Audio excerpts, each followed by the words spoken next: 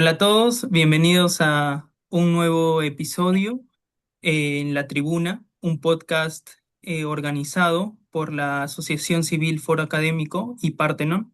Soy el asociado Wilder Joaquín de la Cruz Alvarado y en este espacio de discusión, de difusión académico, buscaremos a través de especialistas expandir el conocimiento sobre distintas ramas del derecho. En esta oportunidad abordaremos un tema de especial relevancia en el derecho procesal penal, el rol del fiscal en la investigación preliminar, específicamente en torno a los alcances de la relación entre la investigación jurídica y la investigación operativa. Para ello contamos con la presencia del distinguido doctor Paul Vizcarra Vizcarra, quien cuenta con doctorado en Derecho y Ciencias Políticas por la Universidad Nacional Mayor de San Marcos, máster en Corrupción y Estado de Derecho por la Universidad de Salamanca, España, abogado por la UNSA, formación en técnicas de litigación en juicios orales por la California Western School of Law y el Instituto Nacional de Ciencias Penales en Rosario, Argentina, criminalidad corporativa y derechos humanos y derecho de daños por la USAL. Actualmente es profesor de Derecho Procesal Penal en nuestra casa de estudios. Un honor que nos acompañe el día de hoy, doctor. Muy buenas tardes, Willer. Buenas tardes a todos los que nos miran a través del portal Partenón. Una precisión nada más. Espero terminar la tesis pronto para ser doctor en San Marcos. Eso es un reto académico pendiente que lamentablemente todas las ocupaciones del día a día me está un poco aplazando, pero espero hacerlo pronto para poder ya ostentar el grado de doctor. ¿En qué consiste la etapa de investigación preliminar dentro del proceso penal y cómo se delimita el rol del fiscal en esta fase? El antecedente es muy interesante y hay que tenerlo en cuenta. El viejo Código de Procedimientos Penales hablaba de una fase de instrucción, pero se había establecido una fase de investigación previa por el Ministerio Público, era lo que se conoce como investigación preliminar, y ahora son las denominadas diligencias preliminares, ¿no? La policía tenía una capacidad de investigación y hasta de calificación del delito. Los denominados o viejos atestados policiales, donde la policía determinaba responsabilidad, donde la policía calificaba jurídicamente los hechos investigados, eh, es un antecedente que no pasó al Código Procesal Penal, y el Código Procesal Penal lo que hizo fue establecer que toda la investigación esté a cargo del Ministerio Público, cumpliendo el mandato que establece la Constitución en su numeral 4, el artículo 159, numeral 4, ¿no? Que el Ministerio Público conduce la investigación, que ha sido interpretado por el Tribunal Constitucional en la acción de inconstitucionalidad sobre la ley 32.130, ¿no? Y que han hecho una ampliación del significado de esta palabra conducción para poder segregarla en dos, ¿no? En la conducción operativa y en la conducción jurídica, ¿no? Que estimo yo es una interpretación que menoscaba las potestades de la fiscalía, ¿no? La fiscalía está a cargo de la investigación. La fiscalía conduce la investigación y es la fiscalía la que establece la estrategia de investigación. Porque al final del día, quien va al proceso, quien se hace presente en las diligencias frente al juez, no es la policía, sino es el fiscal. Quien imputa es el fiscal. Quien al final de la investigación preparatoria decidirá si acuso o sobresee es el fiscal. Y entonces yo no puedo o no concibo una, como lo dice la norma, la 32.130, una conducción operativa y una conducción jurídica, porque es imposible separarlas, no hay forma de separarlas. Los que siguen la teoría del caso, por ejemplo, tienen claro que hay un hecho, hay derecho y prueba. ¿Cómo podemos, en una teoría del caso, separar estos tres componentes, ¿no?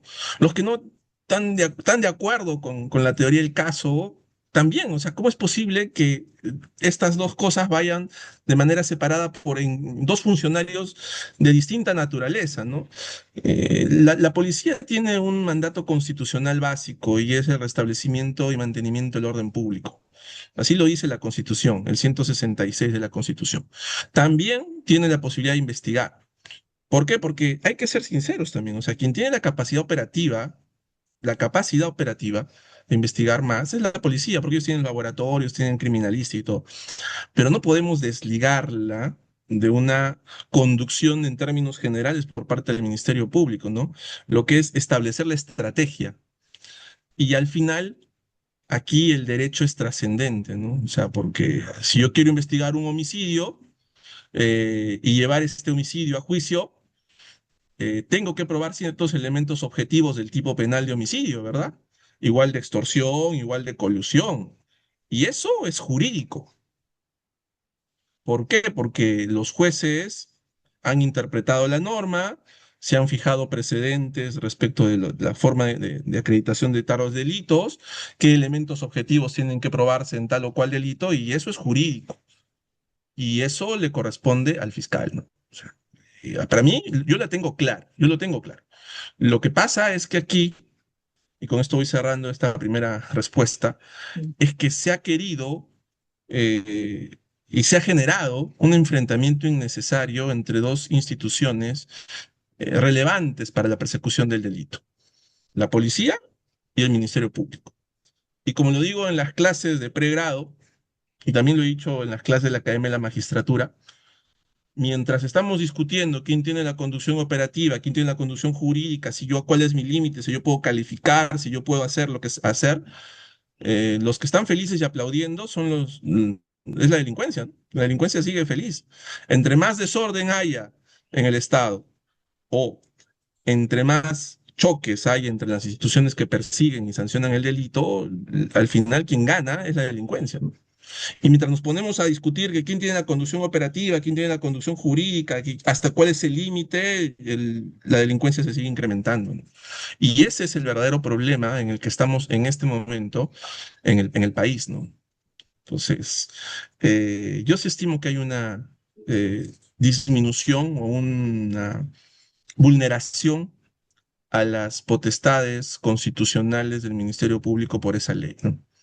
Con todo el respeto que la policía también debe tener, porque es parte de este sistema, ¿no? ¿Cómo interpreta usted el artículo 60, inciso 2 del Código Procesal Penal peruano tras su modificación por la Ley 32.130? A ver, este artículo fue parte de la modificación de la ley 32.130, en principio, que además también ha modificado una parte del título preliminar, ¿no? O sea, ha habido Ujú. varios artículos que han sido modificados por esta ley que luego ha sido llevada al tribunal y el tribunal ha dicho que es constitucional, ¿no? Una sentencia discutible. ¿Ya? Esa es la palabra, creo yo. O sea, porque tenemos el derecho a la crítica de las resoluciones, ¿no? Entonces, y en la crítica forma parte este comentario, ¿no? El 60, que originalmente decía, ¿no? La conducción está a cargo de del Ministerio Público, la policía está obligada a cumplir las disposiciones, no las órdenes, creo yo, ¿no? O sea, son las disposiciones, ¿no? O los mandatos, pero los mandatos no en un tema jerárquico, tal vez eso se malinterprete, ¿no? Cuando el código habla de mandatos, está hablando de las disposiciones dentro de una investigación, no a un nivel jerárquico, ¿no? Tal vez algunos colegas algunos colegas fiscales o algunos miembros del Ministerio Público interpretan mal este artículo y la policía también interpreta mal. No, no es un ordenamiento jerárquico. Son órdenes dentro de la investigación, porque es cierto que la policía tiene su propia estructura, su ley orgánica, y el Ministerio Público tiene su propia estructura, su ley orgánica.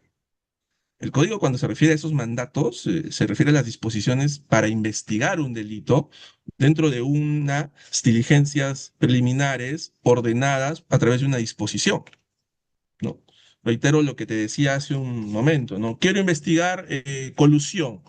¿Cuál es la estrategia? ¿Qué tengo que probar? La concertación. ¿Cómo la pruebo? Pues empezamos a elucubrar cómo probar esa concertación si es que no tenemos una, una prueba directa y es muy complicado, casi imposible tener una prueba directa de la colusión, ¿no?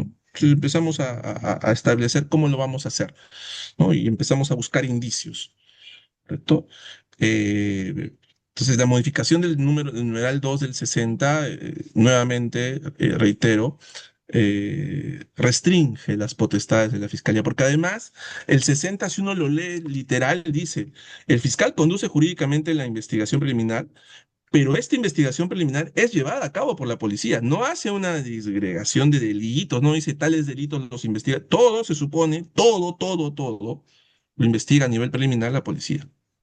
Y eso también es un despropósito, porque si le pasamos todo a la policía, lo que vamos a generar es utilizar los conocimientos más específicos que pueda tener la policía en ciertas materias, ¿cierto? Los vamos a distraer para investigar pues delitos que se pueden investigar en escritorio, ¿no? O sea, hay delitos que se pueden investigar en escritorio, o sea, citando a testigos, viendo documentales, ¿no? La policía tiene la capacidad de investigar pues estos delitos que son delitos graves, en los que ocurren en la calle, los que tienen que ver, por ejemplo, con extorsiones, ¿no? O sea, delitos de especial peligrosidad. Pero hay delitos que se investigan en escritorio.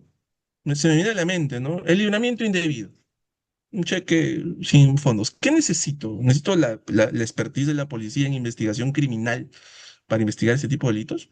No, no puede ser. Se puede hacer en escritorio, se puede hacer a través del Ministerio Público simplemente. Los delitos graves los puede investigar el Ministerio Público, también los puede investigar el Ministerio Público.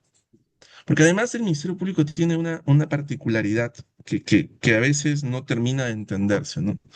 El Ministerio Público es un órgano constitucionalmente autónomo.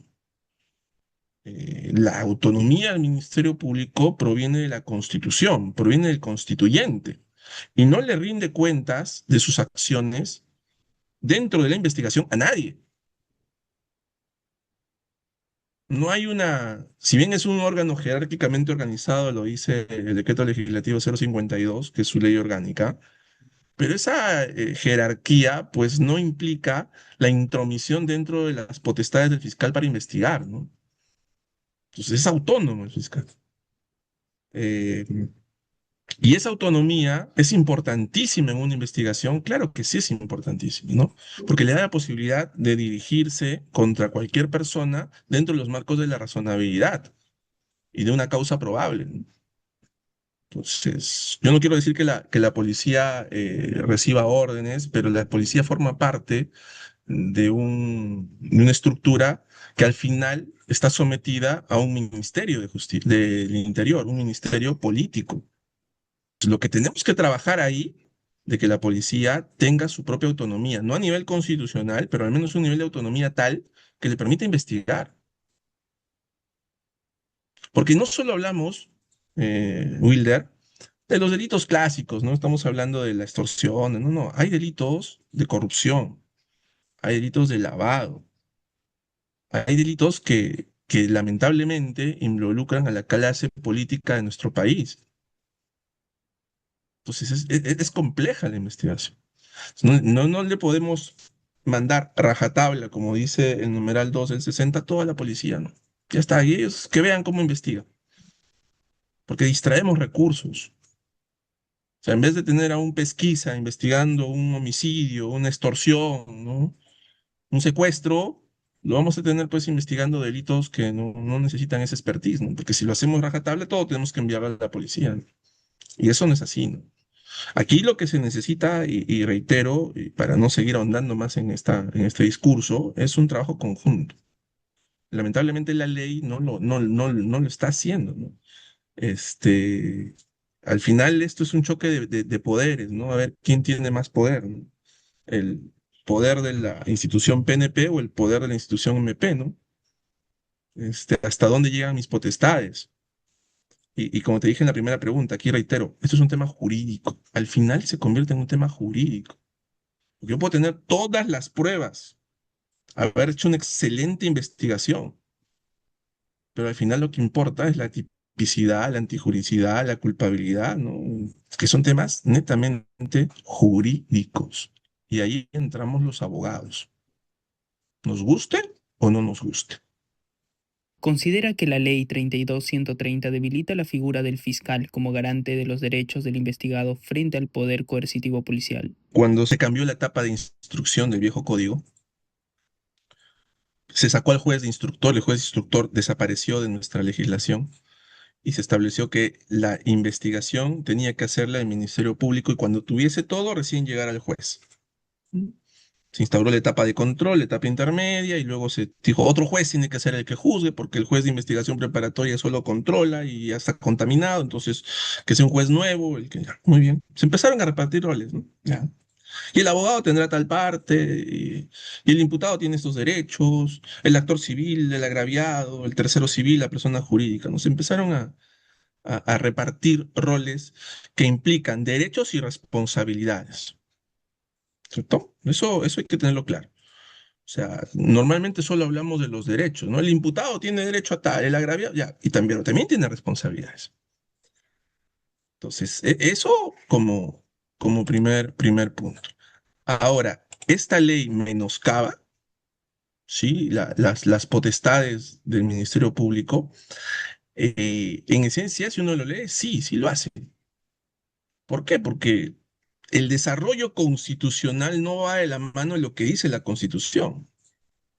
Las normas de desarrollo constitucional tienen que ir de la mano de lo que dice la Constitución, ¿no? La Constitución establece en algunas cuestiones límites expresos, límites fuertes, ¿no? En palabras de Guastini, ¿no? Límites estrictos de la Constitución. La Constitución dice tal, y entonces las normas de desarrollo tienen que ir en la misma línea de- del mandato constitucional. Entonces, si la Constitución le ha atribuido al Ministerio Público, órgano constitucionalmente autónomo, la posibilidad y el deber, la responsabilidad de investigar, pues tiene que tenerla. Yo les pongo un ejemplo clarísimo que también lo utilizo mucho en mis clases de pregrado. Antes de esta ley, vamos a hacer un ejercicio práctico, ¿no? Imaginémonos que estábamos antes de esta ley donde el fiscal era el que conducía la investigación y decía, bueno, señor policía, vamos a ir por acá, vamos a hacer esto. ¿Quién era el responsable de esa investigación? O sea, si yo, el imputado presentaba, por ejemplo, una tutela de derechos por alguna vulneración, ¿quién era el responsable? El fiscal, ¿verdad? Porque el fiscal conducía la investigación. El fiscal no podía decir, uy, fue el policía, ¿no? Lo hizo él. No, no, señor, tú eres el que controla esa investigación, tú tienes esa responsabilidad. Entonces, vas donde el juez te dice, sí, usted lo hizo mal, señor fiscal. Cuando partimos de esto, ya no hay un solo responsable. Hay un responsable operativo y un responsable jurídico. ¿Quién responde frente al juez? ¿Quién termina respondiendo frente al juez por esa investigación? ¿El policía? El policía no tiene posibilidad de ir ante el tribunal si no pasa por intermedio del Ministerio Público. Es que ir al Ministerio Público. Uy, señor, bueno, me va usted a disculpar, pero el numeral 260 dice que la conducción operativa está a cargo de la policía. Yo le he dado las pautas y el policía no lo ha hecho, lo ha hecho mal, no lo sé. Pregúntele a él, tráigalo acá y pregúntele, pues, a ver qué habrá pasado, ¿no? Pero a mí no, porque yo estoy exento. O sea, a ese nivel llegamos. La policía puede ir de testigo, de perito, pero no argumenta, porque no es su rol. No es su rol. Aquí cada uno, ¿cierto? Tiene un rol dentro del proceso. Nos guste o no, ese es nuestro rol. Y mientras sea nuestro rol, tenemos que cumplirlo. Los abogados, ¿qué hacemos? Defendemos posiciones dentro del marco normativo. ¿Podemos investigar? Sí, porque pueden encomendar a alguien que investigue, pero cumplimos nuestro rol. La fiscalía cumple su rol, el juez cumple su rol, todos cumplimos un rol dentro de esta investigación y no podemos extralimitarnos, ¿no? O sea, lo que al final a cierto sector, y lo sé porque he conversado con varios colegas, varios amigos policías, lo que pasó al final es que cierto sector de esta institución sintió que estaba perdiendo poder. Porque tener la capacidad de calificar, la capacidad de imputar, la capacidad de concluir, pasaron a hacer un informe en el que le decían y le daban cuenta al fiscal y eso no les ha gustado. La policía nunca perdió potestad, la policía puede investigar y debe investigar y tiene la obligación de hacerlo. Pero al final, como te dije, me parece en la pregunta uno o 2, al final esto se convierte en un tema de abogados, en un tema jurídico, porque el derecho es trascendente, o sea, y por eso tenemos pues un código, ¿no? Pues tenemos un código penal. O sea, no juzgamos como queremos y tenemos un código procesal que nos pone las reglas y hay que cumplir esas reglas. Lo otro es, como les digo también a mis alumnos de pregrado, siempre los traigo a colación. ¿Vives o mueres? ¿No? O sea, nos evitamos todo el proceso, ¿no? ¿Para qué? Tedioso, diligencias preliminares, investigación preparatoria, etapa intermedia, juicio oral, apelación, casación. Mejor de una vez, vives, mueres, culpable, inocente, y ya está. Los abusos, de los abusos tenemos mucha historia. Y por eso ha nacido, por eso una de las labores principales del derecho penal es controlar el jus punendi del Estado y del derecho procesal es ponerle las reglas para el ejercicio de ese jus punendi. Pero, ¿por qué? Porque de abusos los sabemos en la historia. Entonces es una cuestión que parece que a veces se olvida, ¿no? Parece que a veces queda ahí en el limbo, ¿no? Como si nunca hubiera pasado, ¿no? Pero sí ha pasado. Y por eso es importante, ¿sí? Conocer no solo la dogmática, sino la norma procesal. Y entender lo que a veces se olvida, es la lógica del proceso. El proceso es un método de solución de un conflicto, pero tiene una lógica, tiene una estructura. Y cuando le sacamos una norma y la introducimos y que va atente en contra de esa lógica, ¿cierto? Lo que se genera son problemas, ¿no? Porque ya lo que estaba más o menos armado empieza a trastabillar, ¿no? Y reitero, ¿quién gana? La criminalidad. ¿Cuál es su opinión sobre la interpretación que el Tribunal Constitucional peruano ha dado a esta modificación? Desde el momento en que se llevó a cabo la audiencia, porque tuve oportunidad de ver la audiencia, más o menos se veía cuál era el sentir, ¿no? O sea, una interpretación extensiva de la palabra conducir, ¿cierto? Porque el 159, numeral 4 y lo tengo a la mano, siempre es importante, conducir desde un inicio a la investigación. ¿Ya?